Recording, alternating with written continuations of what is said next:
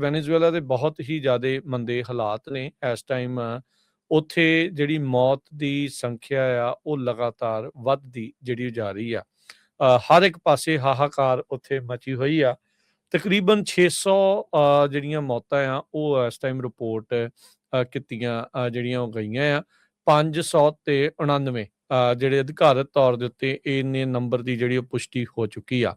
ਉੱਥੋਂ ਦੀ ਜਿਹੜੀ interim president ਆ ਡੈਲਸੀ ਰੋਡਰੀਗਜ਼, ਉਹਨਾਂ ਨੇ ਇਹ ਕਿਹਾ ਵੀ ਅਸੀਂ ਹਰ ਇੱਕ ਜਾਣੇ ਨੂੰ ਬਚਾਉਣ ਦੀ ਹਰ ਹੀਲਾ ਹਰ ਕੋਸ਼ਿਸ਼ ਜਿਹੜੀ ਉਹ ਕਰਾਂਗੇ।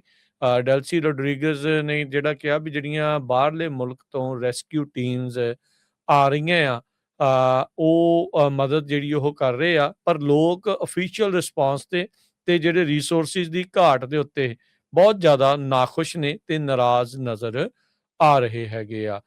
ਸੋ ਉਹਨਾਂ ਨੇ ਕਿਹਾ we fight to save as many people as possible, ਤੇ ਲਗਾਤਾਰ ਇਹ ਜਿਹੜਾ ਅਧਿਕਾਰਤ ਆંકੜਾ ਆ ਉਹ ਵੱਧਦਾ ਜਾ ਰਿਹਾ ਆ। ਹੁਣ ਤੱਕ 3000 ਲੋਕ ਫੱਟੜ ਦੱਸੇ ਜਿਹੜੇ ਉਹ ਜਾ ਰਹੇ ਆ, ਤੇ ਸੈਂਕੜੇ ਲੋਕ ਅਜੇ ਵੀ ਲਾਪਤਾ ਜਿਹੜੇ ਉਹ ਮੰਨੇ ਜਾ ਰਹੇ ਆ। ਸੋ ਦੋ ਵੱਡੇ ਜਿਹੜੇ ਹਰਜੋਤ ਸਿੰਘ ਜੀ ਭੁਚਾਲ 7.2 ਤੇ 7.5 ਮੈਗਨੀਚਿਊਡ ਦੇ ਆਉਣ ਦੇ ਨਾਲ ਵੈਨੇਜ਼ੁਏਲਾ ਦੇ ਵਿੱਚ ਹਲਚਲ ਉਹ ਮਚੀ ਹੈਗੀ ਆ। ਵਾਲੰਟੀਅਰ ਆਮ ਜਿਹੜੇ ਲੋਕ ਆ ਉਹ ਲੱਗੇ ਆ, ਜਿਹੜੇ ਲੋਕ ਲਾਪਤਾ ਨੇ ਉਹਨਾਂ ਦੇ ਪਰਿਵਾਰ ਵਾਲੇ ਉਹਨਾਂ ਨੂੰ ਲੱਭਣ ਦੀਆਂ ਕੋਸ਼ਿਸ਼ਾਂ ਦੇ ਵਿੱਚ ਲੱਗੇ ਹੋਏ ਆ। ਅਧਿਕਾਰਤ ਰਿਸਪੌਂਸ ਬਹੁਤ ਢਿੱਲਾ ਤੇ ਬਹੁਤ ਮੱਠਾ ਤੇ ਬਹੁਤ ਸਲੋ ਜਿਹੜਾ ਉਹ ਨਜ਼ਰ ਆ ਰਿਹਾ ਹੈਗਾ ਆ। ਇੱਕ ਪੈਰਾਮੈਡਿਕ ਰੋਟਨੀ ਬੰਬਾਟ ਨਾਂ ਦਾ ਆ, ਉਹ ਕਹਿੰਦਾ ਵੀ ਮੈਂ 5 ਘੰਟੇ ਰਬਲ ਦੇ ਵਿੱਚ ਇਸ ਮਲਬੇ ਦੇ ਵਿੱਚ ਆਪਣੀ ਮਾਂ ਨੂੰ ਲੱਭਣ ਦੀ ਕੋਸ਼ਿਸ਼ ਜਿਹੜੀ ਉਹ ਕਰਦਾ ਜਿਹੜਾ ਹੋ ਰਿਹਾ। 15 ਮਾਲੇ ਸੀਗੇ ਉਸ ਫਲੋਰ ਦੇ, ਜੋ ਕਿ ਬਾਅਦ ਦੇ ਵਿੱਚ ਮਲਬੇ ਦਾ ਢੇਰ ਬਣ ਗਿਆ।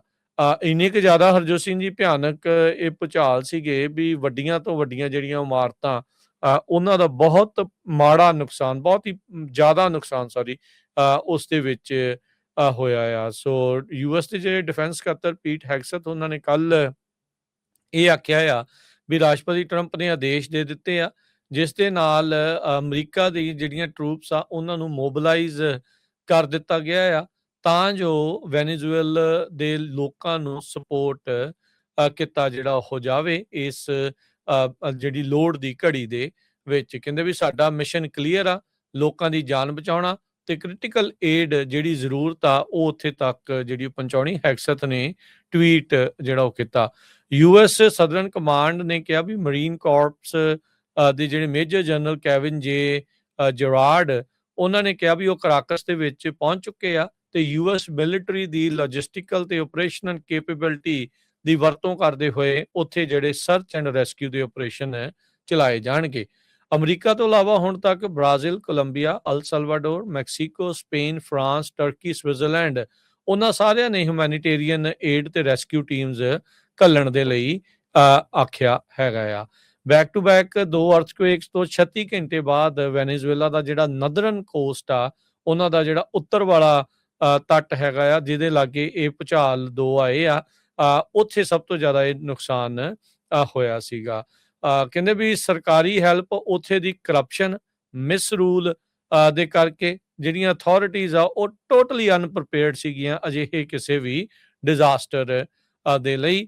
ਉੱਥੋਂ ਦੇ ਹਸਪਤਾਲਾਂ ਤੋਂ ਇਸ ਟਾਈਮ ਭੱਜ ਦੜਦੀਆਂ ਜਾਂ ਆਮ ਲੋਕ ਆਪਣੀ ਮਦਦ ਆਪ ਕਰਨ ਦੇ ਜਿਹੜੀਆਂ ਵੀਡੀਓਜ਼ ਆ ਉਹ ਸਾਹਮਣੇ ਆ ਰਹੀਆਂ। ਪਬਲਿਕ ਹੈਲਥ ਸਿਸਟਮ ਵੀ ਉੱਥੇ ਫੇਲ ਜਿਹੜਾ ਹੁੰਦਾ ਨਜ਼ਰ ਆ ਰਿਹਾ ਹੈਗਾ ਆ। ਸੋ ਨਿਕੋਲਸ ਮੈਡੂਰੋ ਹੁੰਦਾ ਸੀਗਾ, ਹੁਣ ਤਾਂ ਕੁਛ ਵੀ ਨਹੀਂ ਹੋਇਆ। ਅਸੀਂ ਜਨਵਰੀ ਚੱਕ ਕੇ ਲਿਆਂਦਾ, ਉਸ ਤੋਂ ਬਾਅਦ ਚ ਇਹ ਜਿਹੜੀ ਨਵੀਂ ਇੰਟਰਮ ਪ੍ਰੈਜ਼ੀਡੈਂਟ ਆਈ ਹੈ, ਪਰ ਉਸ ਤੋਂ ਪਹਿਲਾਂ ਨਿਕੋਲਸ ਮੈਡੂਰੋ ਸੀਗਾ ਤੇ ਕੰਟਰੀ ਕਹਿੰਦੇ ਵੀ ਟੋਟਲੀ ਇਕਨੋਮਿਕ ਫ੍ਰੀ ਫਾਲ ਦੇ ਵਿੱਚ ਪਹੁੰਚ ਚੁੱਕੀ ਆ। ਉੱਥੋਂ ਦੀ ਹਸਪਤਾਲਾਂ ਦੀਆਂ ਤਸਵੀਰਾਂ ਆ ਰਹੀਆਂ ਆ, ਜਿੱਦਾਂ ਆਪਾਂ ਦੇਖਦੇ ਆ ਨਾ ਵੀ ਕੋਰੀਡੋਰ ਦੇ ਵਿੱਚ ਜਿਹੜੇ ਪੇਸ਼ੈਂਟ ਆ, ਪੀੜਤ ਆ, ਵਿਚਾਰੇ ਲੰਮੇ ਪਏ ਆ, ਉਹੀ ਹਾਲਾਤ ਵੈਨੇਜ਼ੁਏਲਾ ਦੇ ਉੱਥੋਂ ਦੇ ਹਸਪਤਾਲਾਂ ਦੇ ਸਾਹਮਣੇ ਜਿਹੜੇ ਉਹ ਉੱਥੋਂ ਦੀਆਂ ਜਿਹੜੀਆਂ ਉਹ ਆ ਰਹੀਆਂ ਆ।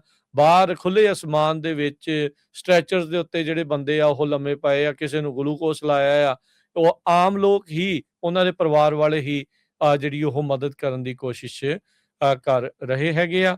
ਵੈਨੇਜ਼ੁਏਲਾ ਦੇ ਵਿੱਚ ਆਲਰੇਡੀ ਮਾਈਗ੍ਰੇਸ਼ਨ ਦਾ ਕ੍ਰਾਈਸਿਸ ਵੀ ਜਿਹੜਾ ਹਰਜੋਤ ਸਿੰਘ ਜੀ ਹੈਗਾ ਆ। 8 ਮਿਲੀਅਨ ਲੋਕ, 80 ਲੱਖ ਲੋਕ ਵੈਨੇਜ਼ੁਏਲਾ ਵਾਲੇ ਉਹਨੂੰ ਮੁਲਕ ਨੂੰ ਛੱਡ ਕੇ ਜਿਹੜੇ ਉਹ ਭੱਜ ਚੁੱਕੇ ਆ।